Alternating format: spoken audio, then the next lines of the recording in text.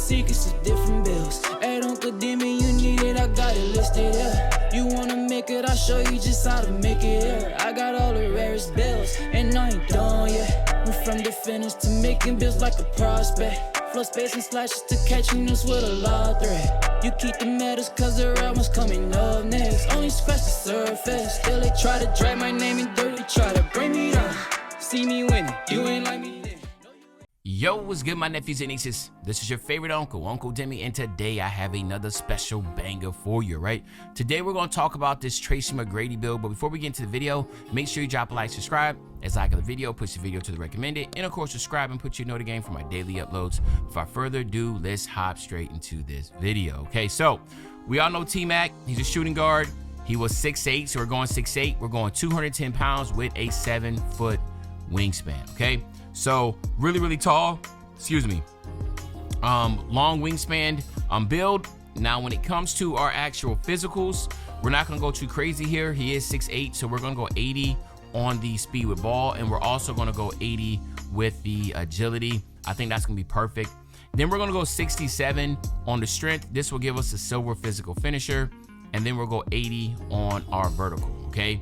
Now, how this is gonna work is that you're gonna use 5 cap breakers here on your vertical, right? This will get it to an 85, right? Obviously, we're trying to go for the Hall of Fame posterizer. So we're gonna go with the vertical, we're going 5 cap breakers here on the vert, right? Now, when it comes to our driving layup, we're going all the way up to 85. 85 will give you a layup mixmaster, right? And again, this is a really solid, badge lineup with the silver physical finisher, gold area wizard, silver flow game, and silver layup mixmaster. Then we're gonna go up to 93 on our driving dunk. And like I said, the 93 driving dunk, what makes this really dope is that we will add 3 cap breakers here, and these 3 cap breakers here will get it to a 96. So you have 5 on your vert, 3 on your driving dunk. That's a total of 8, but you will have Hall of Fame posterizer with this build. And of course, if you want to use the max +1 to get it to legend, you definitely can. All right, so with our standing dunk, we're going 72 on the standing dunk. This will allow us to get the rise up on bronze. Just is basically just putting you in a position to where you'll be able to get some really good dunks under the basket along with the driving dunk ability. So that's the reason why I did that. Then when it comes to our mid-range shot, we will go 89 on our mid-range, and then this is where you'll use your last 2 cap breakers, okay?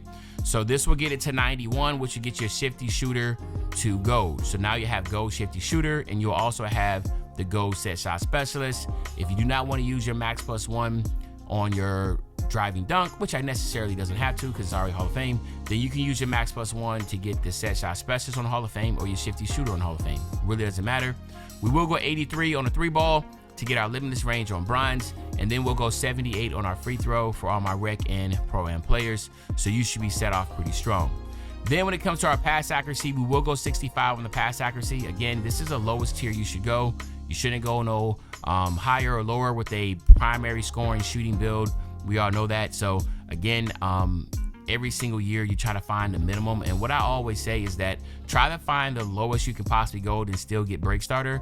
And that's basically 2K saying that this is probably the most playable passing accuracy you can get, or the lowest you can go to be considered playable. That's what the recommendation is. So when 26 comes out, just get your pass accuracy, drop all the way down until you see what the outlet pass, whatever the badge is at that time, and that where you can go for your guards, okay? Now, for your ball handle, we're going 86 on the ball handle, and then we will go 75 with the speed with ball to get the Zach LaVine dribble style. But at the end of the day, you will have the ability to dribble and create. Again, as you can tell, the shooting is going to be insane. The finishing is going to be insane. And then, of course, now when we come over here to our perimeter defense, we will go up to 85 on the perimeter defense, okay? Now, if you are a vet 2 and you have ability to get more cap breakers, this will be a candidate for my veteran 2 players, because you can go ahead and get your pick dodger on gold, or my vet 2 players, you can use 2 cap breakers here, get 87 driving layup, and get the Devin Booker layup style, which is the best layup package in the game, okay? Then we'll go 67 on our steal to be able to get the bronze glove and interceptor. Again, like I've always preached, these are animation badges, so if you want to be able to get the animation, you need to have the bronze glove and the bronze interceptor, okay? Then 68 on the block. Again, this will give you the bronze chase down with the high fly denier, now that it's called. Again, this is the animation badge. If you want to get the chase down animation, you need to have the badge. So again, you don't get deterred by bronze badges. I've been saying this for years. Bronze badges activate animations, and animations are God on these games. This game is heavily animated. This is probably the heaviest animation game I've ever played from 2K. There is tons and tons of animations in this game. So we will go offensive rebound 66, and then we will go 60 on the defensive rebound. And then what am I missing here? There's something I'm missing here, something. Oh, duh. And then our interior defense will be a 60, okay? So this is what we're looking at here for the T-Mac build. Again, it's a rare build name at that also, with the two-way mid-range slasher. Now, when we come over here with the ability to pick some really, really good takeovers here, the one that a lot of people need to focus on will be the driver, because they'll give you a 94 ball handle. You will have the 99 driving dunk. Basically, just puts you in a situation to where you can just do whatever you want, right? Then another one I like is the smooth operator. No, I'm sorry, not the smooth operator. Is it mixtape? No, where's he at? It's the one that gives me maybe, is it bucket?